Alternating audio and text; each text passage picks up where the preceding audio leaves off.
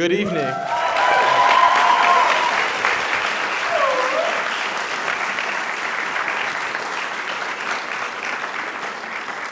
Good evening and Kalispera.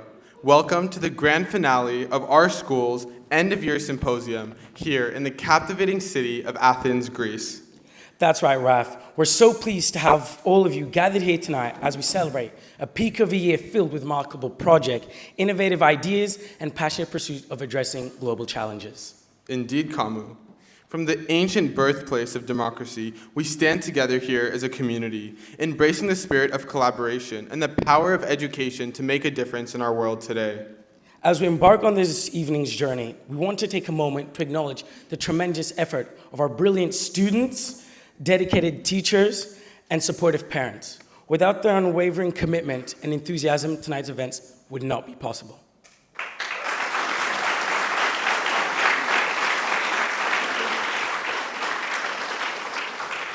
Absolutely. And speaking of projects, tonight we have the privilege of introducing you to a myriad of initiatives that we've been working on throughout the year. From tackling the trash problem in South Africa to solving issues related to the oceans all over the world, each project represents a beacon of hope and a step toward a brighter future. But before we dive right in, we should break down some of the terms that are used in project-based learning that you guys might not be quite familiar with. Okay, so tonight our students are going to present mastery, service learning, personal projects, and our capstone class. Whoa, okay. That's a lot. Slow it down. Let's try that again. Okay, so sorry. Why don't we start from the top? Mastery projects and personal projects, the absolute backbone of TGS. Mastery projects are long-term and very in-depth projects that students choose to do on a specific topic of interest or passion, generally done over a year. Personal projects are generally a little bit shorter term, where students will tend to just bring the surface of a specific topic of their choice. But wait, Kamu, you're literally in this school as well. Why don't you tell them about service learning projects? All right, so service learning is initially a teacher-led that then becomes a student-led project where students essentially will find a problem in the community and then make a project and how they address it. Ah, that's where the whole changemaker thing comes in. Okay, so, but what about when you go to college, right? And they ask you to write essays and papers, but all you know how to do is just make all these projects. Don't worry, Sophie prepares that, and Louisa and Santi will talk about it. The AP Capstone program. It's a teacher-led class that teaches you how to write very academically rigorous papers and also give academically rigorous presentations. And through a little bit of sleep and way too much caffeine, you will be able to be prepared for college and have a great time writing academic papers. So now, everyone, fasten your seatbelts and get ready for an inspiring event filled with inspiring presentation, thought-provoking discussions, and and heartwarming stories about resilience and progress. Thank you for joining us tonight. Now let's dive into the symposium, experience the transformative power of education, and witness firsthand the incredible impact their students are making. And as we embark on this journey, it's our pleasure to introduce a guest speaker who embodies the spirit of purpose and has dedicated their life to addressing global challenges.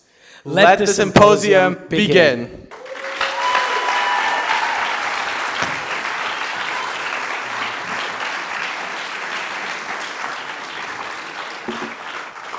As many of you know, from his eclectic personality to his heavy impact in advocacy and the government, we're welcoming Kryštof Stupka from the Czech Republic, a class of 2017 graduate, former UN youth delegate, human rights activist, a member of the Czech government, and just recently graduated from a master's from the prestigious University of Sciences Po. Everybody, please welcome Kryštof.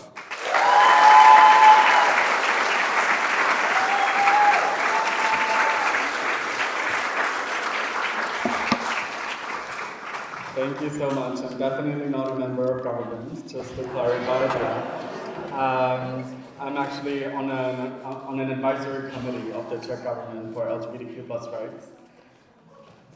But let me begin today with a story. So really, tackle your seatbelts because this is going to be long. We were sitting around a campfire in Canada on an island. It was approximately 6 years ago, or maybe a little less. And my classmates and I wrote down our first impressions of each other. We wrote down words of gratitude and wishes for the future. It was our own beautiful little ritual of farewell and our own version of a see you somewhere again letter. But on my letter, some classmates wrote that when they first met me, they were not able to understand my thick Eastern European accent and were unsure if I would be able to graduate. Well, joke's on them. I not only graduated, but here I am today delivering an alumni speech. And no one, me included, had seen that plot twist coming. When I boarded my first flight to a TGS destination, I was a boy feeling lost and hurt, seeking refuge from a life wrapped in the constraints of fundamentalist Catholic environment.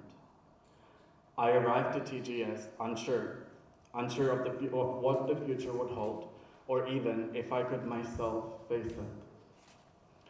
But within weeks at TGS, and for the first time in my life, I was truly able to be my authentic self.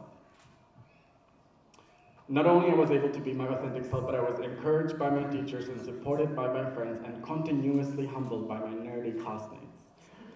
TGS became the place where I found my voice, my purpose, and my passion. In 2016, a whopping 7 years ago, I stood up on this very stage. Not literally, of course, because it was in another country. But I stood up on this Symposium stage and I gave a speech that laid down the foundation for my very journey as a human rights advocate. Back then, I almost didn't apply for the spot because I was doubting myself. I was battling my inner demons. And I was worried if I could express my thoughts well. And if it weren't for my wonderful, wonderful English teacher, Brianna, who pushed me beyond my comfort zone, I might have never taken this stage and I wouldn't be standing here today. But once the big day arrived in this speech on heteronormativity and homophobia, I did not go short of criticizing this school's outdated heteronormative policies. And this is also why I was quite not expecting a comeback. But life can be like a TikTok algorithm, unpredictable, and yet so eerily spot on. So thank you, Joanne, thank you, Adnan, thank you, Michelle and Rachel, our incredible staff, alumni watching from the comforts of their home, and of course, the teachers. Thank you for making this possible and for helping me conquer my self-doubt. Thank you for laying down the foundations of who I am today and putting up with me even when I did not make it easy. It was thanks to you that I discovered my purpose in advocating for human rights that led me to becoming who I am today. And now to you, dear students. My hope is that TGS has been as transformative for you as it was for me. And if you feel like it wasn't, wait until you graduate and the real world kicks in. Because TGS might have rules that make you roll your eyes. I know, those early curfews felt like being a Cinderella without a fairy godmother. And I hear the rules have you all behaving today. Perhaps a bit too much. It wouldn't be me if I didn't criticize the school at least a little bit. Because have we all forgotten that the best friend you made as a teenager was the one you have broken the rules with?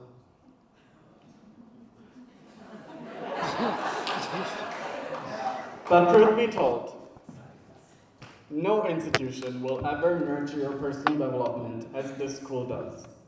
Cherish those moments and milk it while you can, like it's the last piece of avocado toast on a Sunday brunch. By now, you might have noticed a recurring theme with my Gen Z references. The other day, while I was working with the students on their speeches, one of them quipped, "Kryštof, can you really call yourself Gen Z when you're almost a decade older?" This, my friends, is the moment I felt the cold grip of boomer status reaching for me. But fear not, because I remain firmly in the Gen Z camp. So much so that I was recently invited to a podcast to ponder on the very essence of being Gen Z. And as in true Gen Z fashion, embracing my commitment to minimal effort and maximum efficiency, I turned to TikTok for my research.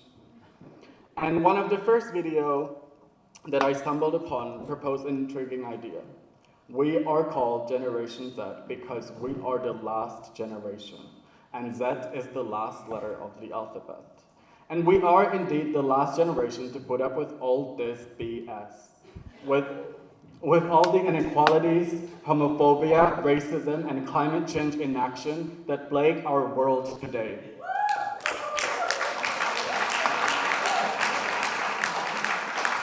We are the last generation to leave our fate solely in the hands of the boomers, the ones who haven't done as splendid a job as they might have thought. We are here to hold you to account and make sure to take action.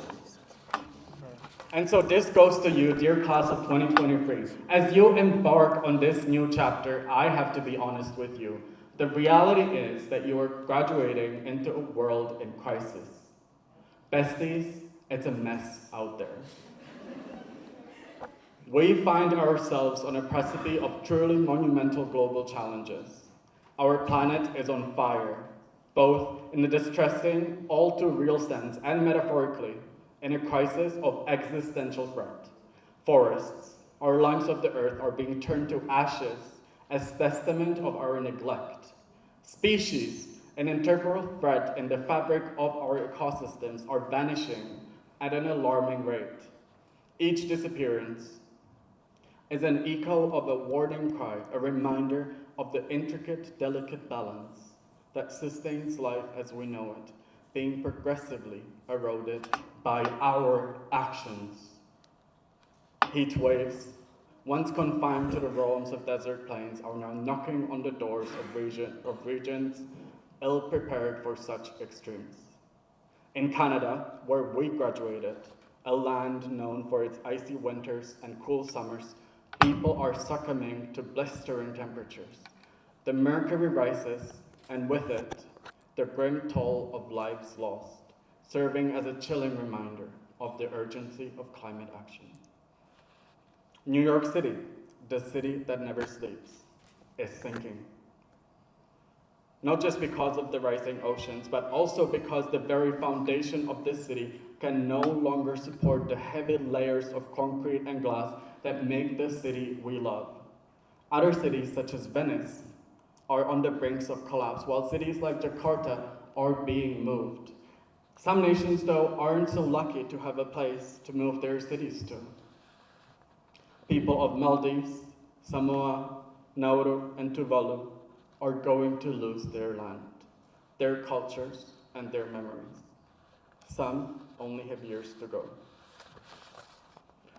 And as the Earth's physical crises unfold, social inequalities persist, and in some areas deepen. Gender equality, a goal we once thought was within arm's reach, has taken a staggering step backwards in the turmoil of the COVID-19 pandemic. The virus did not just attack our health.